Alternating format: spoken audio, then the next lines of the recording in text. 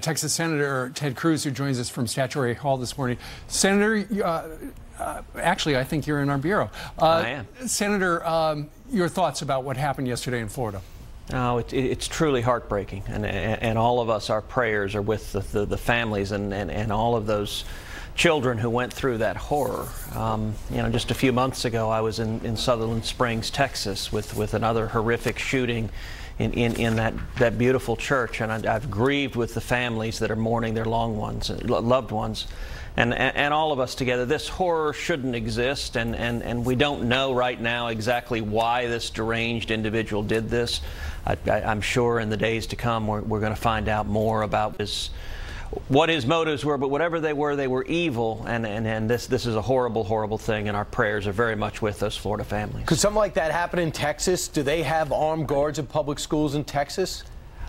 Sure, this could happen anywhere. I mean, we have seen that evil can occur, whether in Parkland or in a church in Central Texas or in schools across the country. I mean, there are murderers. Evil is sadly always present, and we need to do what we can to act to prevent it. Sometimes you see brave heroes who are able to step forward, and sometimes you have people like in Sutherland Springs who are armed, who can engage the killer and stop them and save people's lives. Well, that's what I was saying. Do your public schools allow it? Because I know every state is different. Do your public schools allow armed security? Oh, sure. There are certainly some schools that have armed security, and that can make a difference, but it varies school by school. Senator, I know the Democrats are calling now for more gun control. They're talking about not allowing you to buy the AR-15 anymore. How do you think Republicans will respond to this? Because we have seen multiple shootings recently, mass shootings using this weapon. You're a parent. You have young girls who are going to grow up and go to school as well, or are already in school. So how do you think Republicans need to respond? Well, look, of course you're right that the reaction of Democrats to any tragedy is to try to politicize it. So they immediately start calling that we've got to take away the Second Amendment rights of law-abiding citizens. That's not the right answer.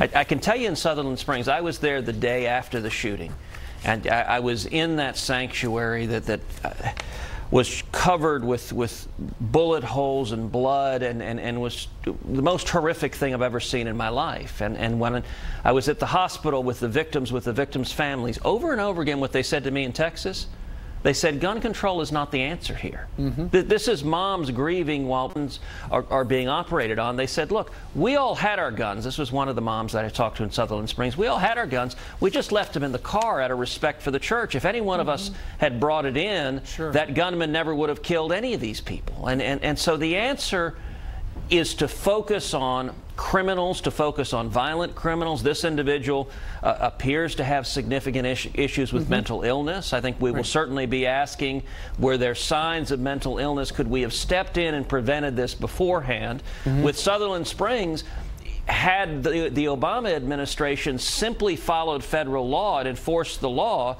existing gun laws made it illegal for the Sutherland Springs shooter to buy a gun, but the Obama administration failed to report his criminal conviction, so he wasn't in the background check system. Right. That was a military thing. Also, let's talk about something else you're going to be doing legislatively that's going to impact this country, and that is immigration. We understand there's two main plans you're going to be voting on today, the Rounds plan and the Grassley plan. What would Ted Cruz accept?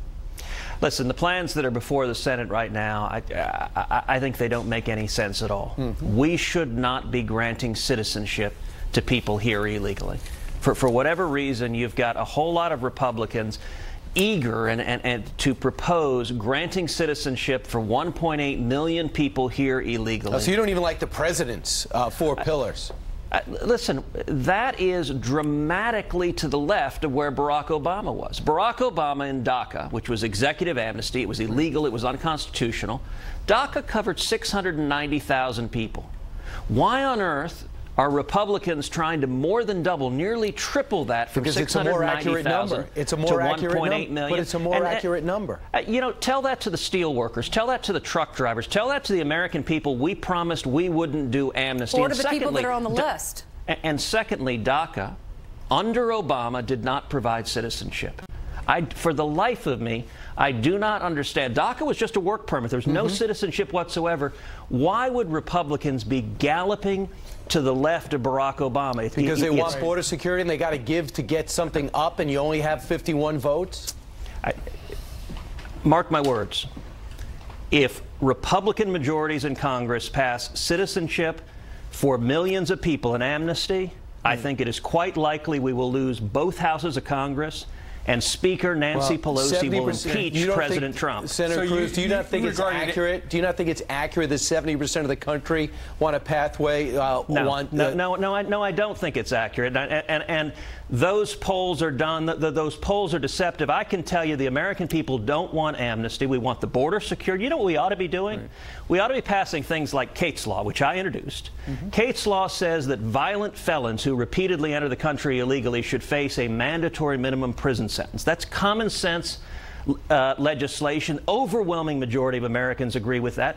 If we had passed Kate's Law, that beautiful young woman, Kate Steinle, would not have been murdered on the pier in California by a repeat violent criminal who'd been in and out of prison, deported repeatedly. It is a profound mistake for Republicans to be granting amnesty and a path to citizenship for millions of people here illegally, and it's not being faithful to the promises we made to the voters. All right, so Senator, you say that if Republicans do pass this, what you regard as amnesty, they'll be punished at the polls in November. What about look at across the aisle? What's the political motivation for the Democrats? Look, the Democrats, their base, the extreme left, they're angry. They hate the president with a passion. I will tell you, it's not clear anything's going to pass the Senate. Ironically enough, Republicans may be saved from our foolishness because Democrats are so radical and extreme, they'll say no to everything.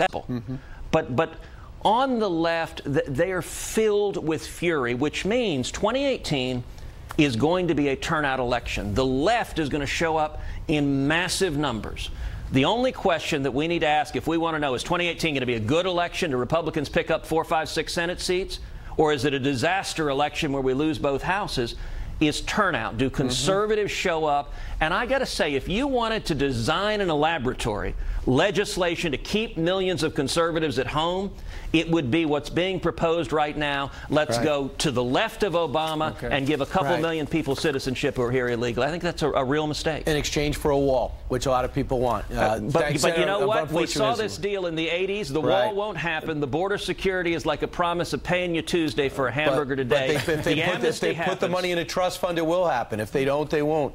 But that's not what the legislation does. It does it over 10 years. The Democrats understand this game. They know they can promise border security, and it doesn't happen. And you know what? The American people are tired of that bait and switch. All right, Senator, thanks. Thanks, Senator.